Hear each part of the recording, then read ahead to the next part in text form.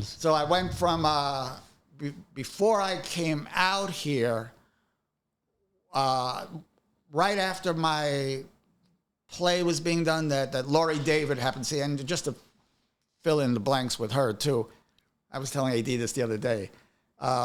She was Larry's first wife. She decided to divorce him as soon as the show went into syndication.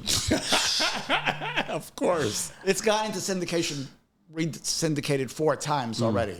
And if you know anything about what that kind of money means, it's usually after 100 episodes. It was, right. Back in the day, it was 100 episodes. It'd be automatic. And that basically, gave you an ability to show reruns of your shows. But between Jerry and Larry, I think initially they split, the first time around, they split $500 million. That was the first go round. And so she checked out and took a chunk of that and moved away. He's like, I got to resell this. Did you ever take her to lunch? Did you ever? Was that should have been like your best friend? Oh, we were pals. No question about it. Yeah, yeah. But once I started, because she had such an impact on your career. But it's interesting because once she got divorced, this is on me too, we've never spoken again. She just sort of like went her own way. But she was the producer on this film that she did with Al Gore, this big environmental film a few years ago. Something Truth was the name of it. It was basically talking about what we're doing to the earth and the environment. The first one or the sequel? The first one. Okay. The original, I think it was. What if she was in there in the divorce meeting like, I brought the highest paid writer onto that show. I deserve half. Well, she got hers. She got hers. And what I learned about this business and how all of that works, I was talking to AD about it the other day, was there were only a total of maybe 10, 11 writers on the show throughout all the years that it ran. And I don't think it would have killed either Larry or Jerry to maybe give each of those writers a quarter of a point, maybe, because a quarter of a point, syndication 4 times over, is millions of dollars. And it wouldn't have touched anything the two of them did. And the unspoken thing that was never supposed to happen on a script, and to this day it's not supposed to happen, but it still does, is that showrunners, the executive producers and showrunners, are not supposed to add their name to scripts that they didn't initially write. Even if they were responsible for helping to do rewrites, tweaks, all that stuff, it was the unwritten rule that, no. You don't push it on the writer's credit. You're making all this money to run the shows, and whatever you write personally, you'll get your money for that. But what Larry did,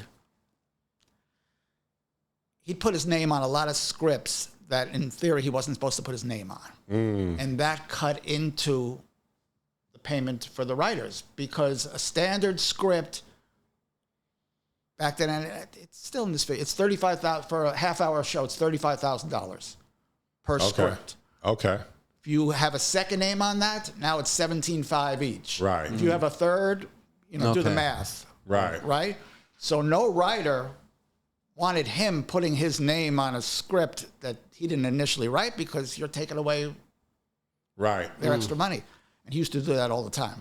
Now, Sam, so when after watching Curb Your Enthusiasm, after watching Seinfeld, you can tell that George is Larry David. Right.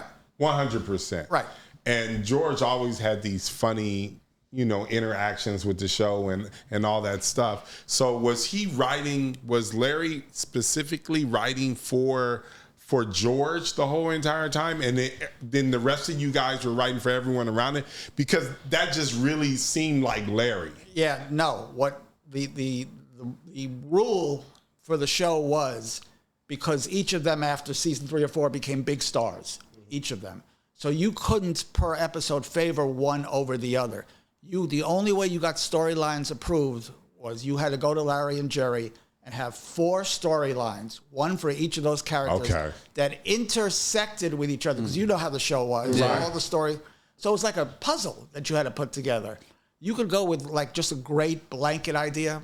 No, I need 4 storylines, one for each of them. And just by you saying that, that's exactly how the show, that's crazy. Okay. It's not the standard way of doing things, and it wasn't easy because, you know. What's the most iconic scene you wrote in Seinfeld, or what's your most proud moment in Seinfeld, or the biggest one? The script that I wrote, that up until the finale was the highest rated episode, not only on Seinfeld, but on television of all time, other than, I was telling AD, other than the finale of MASH, which goes back some time, was the episode called The Switch, where Kramer's first name was revealed as Cosmo. And simultaneously in the same episode, Jerry was trying to figure out how to break up with a girlfriend. There you go. And he and George came up with the idea that, why don't you just suggest a threesome? She'll be so appalled, she'll dump you. Yeah. And then there's that famous line where Jerry comes back in and George is waiting for him to respond. And he's going, yeah, so what happened? What happened? And Jerry looks at him and goes, she's into it. Yeah, she's into it.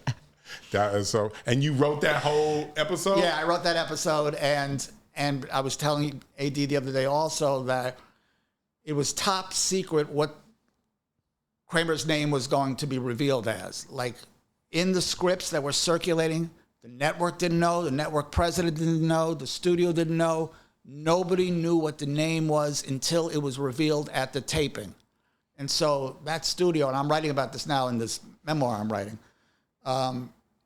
studio was packed that day. And the network president, Warren Littlefield at the time, was there. He didn't know the name that was going to be revealed. And like, he's going around asking people, you know what the name is? You know what the name is? Nobody would. How did you come up with the name Cosmo to be Kramer's name? Yeah, it would be a great way to finish the story by just telling you guys it's the only name I came up with and that was it, but that wasn't the case. I had to give them at least 5 options, Larry and Jerry. Kramer was one of them. And then they chose Cosmo. That's what I meant. Do you remember some of the other names? Oh my God, it was like ridiculous names like Otto and Otto's funny. Reinhardt. I mean, Right. You know, ridiculous names. But both Larry and Jerry honed right in on Cosmo.